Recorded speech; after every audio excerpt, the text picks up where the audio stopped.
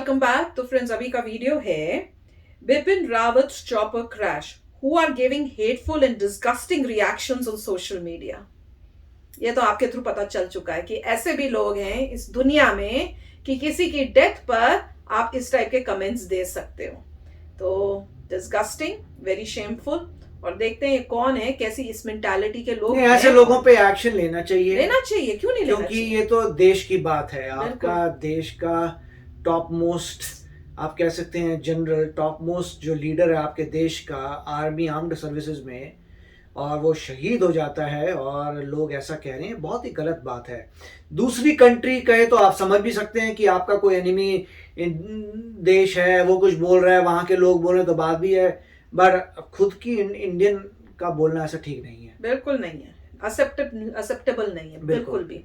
तो वीडियो शुरू करते हैं, पर वीडियो शुरू करने से पहले अगर आप चैनल पर नए हो और आपने अभी तक सब्सक्राइब नहीं किया तो जल्दी से पहले सब्सक्राइब के बटन बेल आइकन को क्लिक कर लो, ताकि आपको हमारे सारे न्यू वीडियोस के नोटिफिकेशन मिल जाए जैसे हम अपलोड करें। अगर आपको वीडियो पसंद आता है प्लीज लाइक एंड शेयर। चलिए शुरू करते हैं।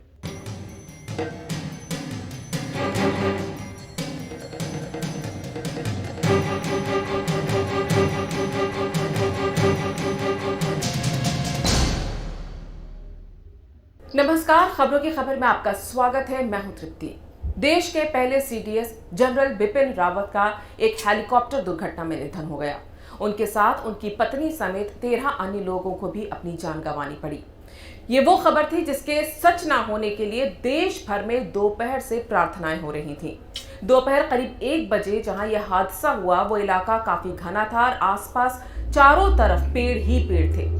हादसा इतना दर्दनाक था कि चारों तरफ आग की लपटें नजर आ रही थी। सेना और वायुसेना की टुकड़ियां पुलिस के साथ रेस्क्यू के लिए पहुंची, लेकिन हेलीकॉप्टर में सवार किसी को भी बचाया नहीं जा सका। तमिलनाडु के कुन्नूर में देश के पहले सीडीएस यानी chief of defence staff Bipin Rawat के हेलीकॉप्टर के क्रैश होने की खबर आते ही पूरा देश दुख और सदमे में था। सिर्फ देश के पक्ष विपक्ष के नेता ही नहीं, बल्कि अपने देश और सेना से प्यार और उसका सम्मान करने वाला हर नागरिक उनकी सलामती की प्रार्थना कर रहा था, क्योंकि सीडीएस बिपिन रावत के साथ हादसे के मायने देश की सुरक्षा और सेना के लिए क्या है वो जानते हैं, उनके पराक्रम और काबिलियत को समझते हैं। पाकिस्तान और चीन के लिए बिपिन रावत का कड़ा रुख देश की सरकार और जनता ने देखा है, इसीलिए सब उनकी सलामती के लिए प्रार्थना कर रहे थे।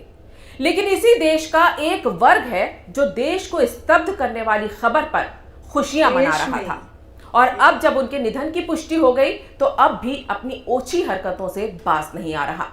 खास बात यह है कि ये एक विशेष समुदाय के लोग हैं। वो समुदाय जो क्रिकेट में पाकिस्तान की जीत पर पटाखे फोड़ता है, वो समुदाय जो किसी इस्लामिक जिहादी आतंकवादी की मौत पर कहता है कि आतंक का कोई धर्म नहीं होता, वो समुदाय जो ऐसी हरकतें करने पर जब देशद्रोही कहा जाता है तो अल्पसंख्यक होने का विक्टिम कार्ड खेलने लगता है। यह है देश के अंदर बैठे इस्लामिक कट्टरपंथियों का समुदाय, जिसमें से ज्यादातर कांग्रेसी समर्थक हैं। जिस वक्त सीडीएस बिपिन रावत के हेलीकॉप्टर के धूं-धूं कर जलने की तस्वीरें आ रही थी, सोशल मीडिया पर ये खुश हो रहे थे और हंसने की इमोजीज डालकर ये अपनी खुशी, या फिर कहें कि जिस देश में रहते हैं उस देश के लिए इनकी नफरत साफ दिखा रहे थे। पाशा नाम के यूजर ने हैशटैग बिपिन रावत लिखते हुए एक मीम ट्वीट किया, it was a good news. Bharat के तिरंगे की प्रोफाइल पिक वाला नोमन सालेह ट्वीट करता है कि अब लकड़ियों की चिंता करने की जरूरत नहीं है, क्योंकि बिपिन रावत का शरीर अपने आप राख बन चुका है, और इसके बाद वो हंसने की इमोजीज डालता है। ये प्रोफाइल बताता है कि ये उत्तर प्रदेश का रहने वाला है और कांग्रेस का समर्थक है। वहीं एनडीटीवी की साइट पर छपी हादसे की खबर पर इसी विशेष समुदाय के लोगों ने हंसते हुए इमोजीज और वाहियात कमेंट्स किए, जो साफ देखे जा सकते हैं। फेसबुक से लेकर ट्विटर तक हर सोशल मीडिया प्लेटफॉर्म पर इस्लामिक कट्टरपंथियों की खुशी साफ देखी जा सकती थी। ऐसा नहीं है कि ये दुश्मन देश पाकिस्तान के लोगों का रिएक्शन है, इनमें से ज्यादातर रिएक्शन भारत में रहने वाले कट्टरपंथी इस्लामिक समुदाय का है। अब जरा देश की विपक्षी पार्टी कांग्रेस के मधेपुरा यूथ कांग्रेस के ट्विटर हैंडल से किए गए इस ट्वीट को भी देखिए। दुर्भाग्य है कि रक्षा मंत्री पर्रिकर के बाद अब राफेल विमान खरीद प्रक्रिया में शामिल सीडीएस बिपिन रावत भी शायद इस दुनिया में नहीं रहे। राफेल घोटाला फ्रांस में खुलेगा, उतनी भारत में दुर्घटनाएं होना लाजमी। यानी बिपिन रावत के निधन की आधिकारिक पुष्टि होने से पहले ही कांग्रेस के इस ट्विटर हैंडल ने अपनी घिनौनी राजनीति शुरू कर दी, वो भी तब जब कांग्रेस पार्टी के अघोषित अध्यक्ष राहुल गांधी बिपिन रावत के हादसे में ठीक होने की प्रार्थना का ट्वीट कर रहे थे। लेकिन राहुल गांधी के ट्वीट पर इस्लामिक कट्टरपंथियों के रिएक्शन देखकर आप समझ सकते हैं कि जिस समुदाय का तुष्टीकरण करने की राजनीति ये पार्टी करती है, उसकी देश के सीडीएस और सेना के लिए भावनाएं क्या हैं। सबसे ज्यादा चौंकाने वाला कोई ट्वीट जो वायरल हुआ वो है एक रिटायर्ड कर्नल बलजीत बख्शी का। बिपिन रावत के साथ हुई दुर्घटना की खबर आते ही ये ट्वीट करते हैं कि karma has its own way of dealing people. तो वहीं एक और रिटायर्ड जनरल एचएस पराग ने तो बिना ये जाने कि बिपिन रावत जीवित हैं या नहीं, उन्हें श्रद्धांजलि दे डाली। इसके बाद लोगों ने इन्हें ट्रोल करना शुरू कर दिया और सवाल उठने लगे कि क्या सेना के ये रिटायर्ड ऑफिसर खालिस्तानी विचारधारा के हैं। सोशल मीडिया के तमाम रिएक्शन देखने के बाद तो ये साफ है कि देश को बाहर के नहीं बल्कि अंदर के गद्दारों से खतरा है। आखिर देश के सीडीएस जो तीनों सेनाओं के बीच तालमेल का काम करते थे, उनके साथ हुए हादसे से ये खुश क्यों हैं? तो इसके लिए यह समझना होगा कि आखिर बिपिन रावत में ऐसी क्या खूबी थी कि देश की मोदी सरकार ने देश के पहले सीडीएस पद के लिए बिपिन रावत को चुना। दरअसल देश में सीडीएस की नियुक्ति की आवश्यकता करगिल युद्ध के बाद से ही उठ रही थी, क्योंकि करगिल युद्ध के बाद इस तरह की रिपोर्ट्स आई थी कि थल सेना और वायुसेना के बीच बेहतर तालमेल की कमी थी। किसी भी देश के लिए सेना उसकी सबसे ताकतवर संस्था होती है और हर सरकार चाहती है कि सेना उसके अंडर में काम करे। ऐसे में सीडीएस की नियुक्ति को लेकर सरकारों में यह डर बना रहता है कि कहीं सीडीएस का पद बहुत ताकतवर ना हो जाए, क्योंकि तीनों सेनाओं के बीच तालमेल बिठाने के लिए उसे कई बड़े अधिकार दिए जाते हैं और इसीलिए वो चीफ ऑफ डिफेंस स्टाफ होता है। करगिल के बाद से भारत में गठबंधन की सरकारें रहीं और उनमें इस पद की ताकत को लेकर डर था, साथ ही राजनीतिक इच्छा शक्ति की भी भारी कमी थी। लेकिन जब मोदी सरकार बहुमत के साथ सत्ता में आई तो उसने देश की सुरक्षा के लिए इस पद की नियुक्ति की महत्ता को समझा और राजनीतिक इच्छा शक्ति भी दिखाई और बिपिन रावत को देश का पहला सीडीएस बनाया। इससे पहले 2016 में बिपिन रावत को सेना का अध्यक्ष बनाया गया था। यह फैसला भी काफी चौंकाने वाला था, क्योंकि बिपिन रावत को 2 वरिष्ठ अफसरों को सुपरसीड करके सेना अध्यक्ष बनाया गया था। दरअसल जम्मू कश्मीर के अशांत इलाकों में बिपिन रावत के काम करने के अनुभव को देखते हुए मोदी सरकार ने यह फैसला लिया था। जनरल रावत के नेतृत्व में भारतीय सेना ने देश की सीमा के पार जाकर आतंकी शिविरों को ध्वस्त किया था और आतंकियों को ढेर किया था। उरी में सेना के कैंप पर हुए आतंकी हमले के बाद इंडियन आर्मी ने जनरल बिपिन रावत के नेतृत्व में 29 सितंबर साल 2016 को पाकिस्तान में बसे आतंकी शिविरों को तहस-नहस करने के लिए सर्जिकल स्ट्राइक की थी। ये भारत की तरफ से पाकिस्तानी सीमा पर की गई पहली स्ट्राइक थी। इस सर्जिकल स्ट्राइक को बिपिन रावत के निरीक्षण में हर तरह से ट्रेंड पैरा कमांडोज ने अंजाम दिया था, जिसके बाद से पाकिस्तान जनरल बिपिन रावत के नाम से कांपता था। जून 2015 में मणिपुर में आतंकी हमले में 18 सैनिक शहीद हो गए थे।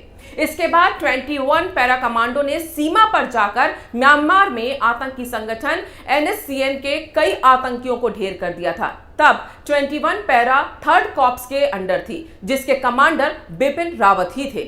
जम्मू कश्मीर में आतंकवाद के खिलाफ सेना ने जनरल बिपिन रावत के नेतृत्व में ही ऑपरेशन ऑल आउट की शुरुआत की थी। इस ऑपरेशन में घाटी में छिपे आतंकियों को चुन चुन कर मारा गया था। इससे आतंकियों के दिल में सेना का खौफ भर गया था। जम्मू कश्मीर में आतंकवाद की कमर तोड़ने में इस ऑपरेशन ने बेहद अहम भूमिका निभाई थी। जनरल बिपिन रावत ने घाटी में ऐसी रणनीति तैयार की जिसमें आतंकी बुरी तरह फंस कर रह गए। आतंकी बुरहान वानी समेत हिजबुल, लश्कर, जैश के टॉप कमांडर्स ढेर किए गए। आर्टिकल 370 के बाद जम्मू कश्मीर में शांति बनाए रखना भारत सरकार के लिए एक बड़ी चुनौती थी।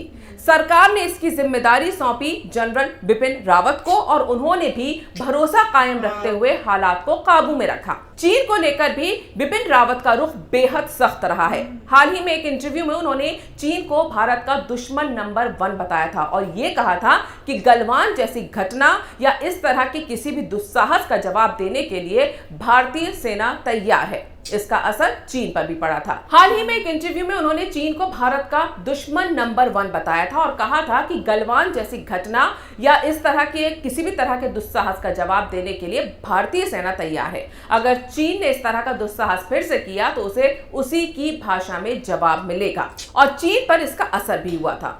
अब यही वजह है कि इस्लामिक कट्टरपंथियों, भारत में रहकर पाकिस्तान परस्त और चीनी एजेंडा चलाने वाले लोग और उनकी राजनीति करने वाली पार्टियां बिपिन रावत के शहीद होने पर देश को शर्मिंदा करने वाली इस तरह की हरकतें कर रही हैं। इन लोगों के बारे में देश के लोगों को जानना बेहद जरूरी है। वो इसलिए क्योंकि कल को जब ये अपनी देश विरोधी हरकतों के लिए गद्दार कहे जाएं और इन्हें बचाने वाले टुकड़े टुकड़े गैंग के लोग सामने आए तो आप इन्हें और इनकी मंशाओं को पहचान सकें। जब देश के अंदर देश की सेना के लिए नफरत पाले लोग बैठे हैं तो फिर इस तरह के हादसे पर भी संदेह होना स्वाभाविक है, क्योंकि जिस MI-17 में बिपिन रावत हादसे का शिकार हुए वो भारतीय वायुसेना का सबसे सुरक्षित और विश्वसनीय हेलीकॉप्टर माना जाता है। इसे आर्म्स ट्रांसपोर्ट, फायर सपोर्ट, काफिले के एस्कॉर्ट करने के लिए पेट्रोल और सर्च एंड रेस्क्यू मिशनों में भी तैनात किया जाता है। और जब CDS जो कि सेना का एक महत्वपूर्ण अधिकारी है वो ट्रैवल करता है तो जांच और सुरक्षा में किसी तरह की कोई कोताही नहीं बरती जाती। ऐसे में अगर ये हेलीकॉप्टर हादसे का शिकार हुआ है तो इसकी वजह की गहन जांच की जाएगी और भारत सरकार ने इसके आदेश भी दे दिए हैं। कैपिटल टीवी की तरफ से CDS जनरल बिपिन रावत और उनके साथ हादसे का शिकार हुए सभी 13 लोगों को भावभीनी श्रद्धांजलि। तो फ्रेंड्स, बहुत अच्छा किया इन्होंने ये वीडियो बनाया जिसमें उन्होंने सारा बताया कि कैसे अपने ही देश में ऐसे लोग हैं जो इस टाइप की ट्वीट्स या इस टाइप की चीजें लिख रहे हैं। एक एक को पकड़ के उनके ऊपर एक्शन लिया जाना चाहिए और पॉसिबिलिटी अगर है तो कंट्री से निकाल के देशद्रोही कह के निकाल भी देना चाहिए ऐसे लोगों को, क्योंकि आप बाहर के एनिमी से ज्यादा तो आप अपनी देश के ही फिर जो दुश्मन हो। डेमोक्रेसी है पर डेमोक्रेसी का यह मतलब नहीं कि आप अपनी आर्मी के चीफ को, जिन्होंने देश के लिए इतना कुछ करा है, जो इतने बड़े बड़े स्टेप्स ले रहे थे, उनके खिलाफ इस टाइप से ट्वीट्स करो। मेरे को तो बहुत गुस्सा आ रहा है ये वीडियो देखकर। और इन्होंने बहुत अच्छा बताया कि उनकी कितनी अकम्पलिशमेंट्स थी। मतलब उन्होंने बेधड़क्का हर एरिया में जहां पे इंडिया के लिए जो काम करना था उन्होंने वो किया है। और मोदी जी ने इन्हीं वजह से उनको कह रहे ना कि कोई और दो थे, उनको उनकी जगह इनको ये पोस्ट दी थी। तो उससे क्या पता चलता है कि he was a well deserving person. तो बहुत शक हो रहा है, मुझे बहुत ही शक हो रहा है कि इस टाइप से वो उन्होंने ये भी कहा है कि पूरा उन्होंने जांच करते हैं। जब इतने इंपॉर्टेंट कोई जा रहे हैं हेलीकॉप्टर में, आपको क्या लगता है कि वो जांच नहीं होगी? हेलीकॉप्टर बेस्ट टू बेस्ट था, मैं भी यही कह रही हूं, मेरा भी यही मानना है। तो डेफिनेटली इन्वेस्टिगेशन होनी चाहिए, बहुत ही इंटेंस, इन डेप्थ। राइट, अभी तो पता चलेगा एग्जैक्टली हुआ क्या था, पर दुख यहाँ पे ये हो रहा है कि कुछ लोग जो हैं वो ऐसा कुछ बोल रहे हैं। मगर पॉइंट ये है कि इंटरनेट के में कुछ भी फेक हैंडल्स क्रिएट किए जा सकते हैं। तो जो भी लोग बोल रहे हैं पॉसिबल है कि वो दूसरी कंट्री के हों और पोस्ट कर रहे हों एज इंडियंस और बोल रहे हो। तो मेरे को तो ये लगता है कि चांसेस ज़्यादा ये हैं कि बहुत सारे फेक अकाउंट्स क्रिएट किए जा सकते हैं और लोकेशन दिखा सकते हैं, डिस्टर्बेंस क्रिएट करने के लिए, डिस्टर्बेंस क्रिएट करने के लिए, और लोकेशन दिखा रहे हैं इंडिया की मगर इंडियन है नहीं। देखना पर कहीं तो आर्मी के उन्होंने कहा लेफ्ट को, वो बात अलग है, वो बात अलग है। जो नॉन लोग हैं उनका अपना कोई एजेंडा है, मगर जो इस तरीके से आप दिखा रहे हैं, काफी लोग आ रहे हैं, वो मोस्ट लाइकली इंडियंस नहीं है। वो फेक हैंडल्स मुझे नजर आ रहे हैं इंडिया की लोकेशन के। बस VPN से आप इजीली लोकेशन इंडिया के दिखा सकते हैं। तो मेरे को तो यही लग रहा है, और वो इंडिया की जो IT सेल है उसी को इन्वेस्टिगेट करके ढूंढना पड़ेगा कि कौन लोग हैं। बिल्कुल, एक एक को पकड़ना पड़ेगा कि कौन है। अगर इंडिया के अंदर है तो एक्शंस लिए जाने चाहिए, एक एग्जाम्पल सेटअप करना चाहिए। इतने इंपॉर्टेंट हमारे देशभक्त जिनकी डेथ के बारे में सुन के एक एक इंडियन जो है उसकी आंखों से आंसू रुक नहीं सकते। आप रोकने की कोशिश करते हो जितनी बारी वीडियो देखते हो, क्योंकि उन्होंने कंट्री के लिए किया है, अपने लिए नहीं किया। उन्होंने इतने दुश्मन जो क्रिएट किए हैं कंट्री के लिए अपने अगेंस्ट किए हैं, तो आप ऐसी बात उनके लिए बोलो, you don't deserve to be in India. तो चलो फ्रेंड्स, चलते हैं, मिलेंगे नेक्स्ट वीडियो में बहुत ही जल्द। Till then please take care and bye bye. तो अगर आप मेरे इस चैनल पे नए हो तो जल्दी से सब्सक्राइब के बटन को हिट करो और बेल आइकन को क्लिक करो, ताकि आपको मेरा जब नया वीडियो मैं लगाऊं आपको उसके बारे में जल्दी से पता चल जाए।